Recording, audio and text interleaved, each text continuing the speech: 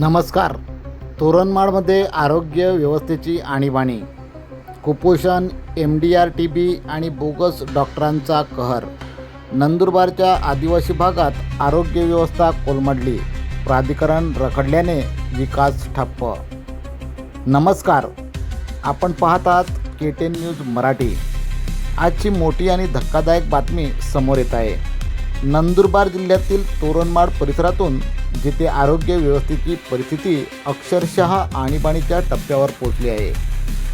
तोरणमाळ, धडगाव आणि मोलगी या अतिदुर्गम आदिवासी भागांमध्ये कुपोषण, क्षयरोग म्हणजेच TB आणि MDR-TBचा धोका झपाट्याने वाढत आहे.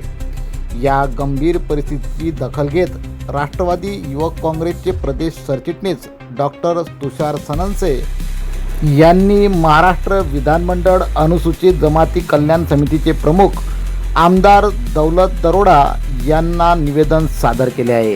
या निवेदनानुसार दुर्गम भागात शासकीय आरोग्यसेवा वेळेवर पोहोचत नसल्यामुळे बोगस डॉक्टरांचा सुळसुळाट वाढला आहे.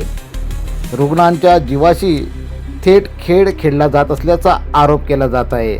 दरम्यान TB रुग्णांची संख्या वाढत असून अनेक रुग्ण उपचार अर्धवट सोडत आहे. यामुळे साधा TB आता MDR-TB या अधिक धोकादायक प्रकारात बदलत आहे. बालक आणि गरोदर महिलांमध्ये कुपोषणाचे प्रमाण अजूनही मोठ्या प्रमाणात आहे. अंगणवाडी आणि आरोग्य विभागातील समन्वयाचा अभाव ही समस्या आणखी गंभीर करत आहे. आरोग्य केंद्रांमध्ये तज्ज्ञ डॉक्टरांची कमतरता, रुग्णवाहिका वेळेवर उपलब्ध नाहीत आणि खराब रस्त्यांमुळे गोल्डन आवरमध्ये उपचार मिळत नाहीत.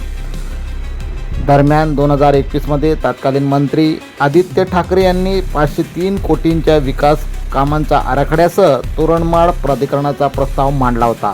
मात्र हा सरकार बदलल्यानंतर हा प्रस्ताव रखडल्याचा आरोप करण्यात येत आहे. रोजगाराच्या अभावामुळे दरवर्षी हजारो आदिवासी मजूर गुजरात, मध्य प्रदेश आणि मराठवाडा भागात स्थलांतर करत आहेत.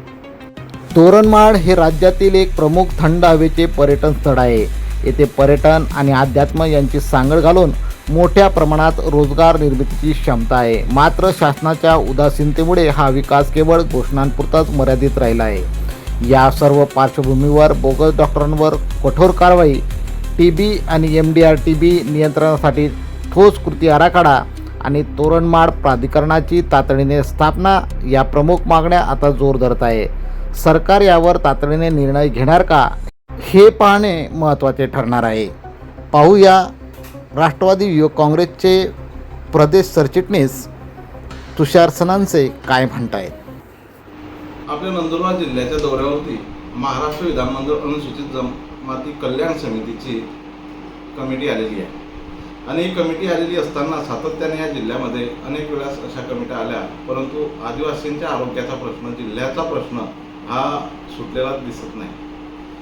या समितीची ज्यावेळेस मी भेट घेतली त्यावेळेस त्यांना अतिदुर्गम आणि डोंगराळ भागातील आदिवासी बांधवांच्या आरोग्याशी निगडीत अत्यंत गंभीर प्रश्नांकडे त्यांचं लक्ष वेधलं. या तोरणमाळ जिल्ह्यात प्राधिकरणाची स्थापना झाली. त्यासाठी 503 कोटी 50 लाख रुपयाचा निधी श्री आदित्य ठाकरे हे पर्यटन मंत्री असताना त्यांनी या ठिकाणी मंजूर केलेला होता, परंतु त्याच्या कुठल्याही प्रकारची आजपर्यंत हालचाल झालेली दिसत नाही. या जिल्ह्यात सर्वात महत्त्वाचा प्रश्न हा आदिवासींच्या आरोग्याचा प्रश्न आहे.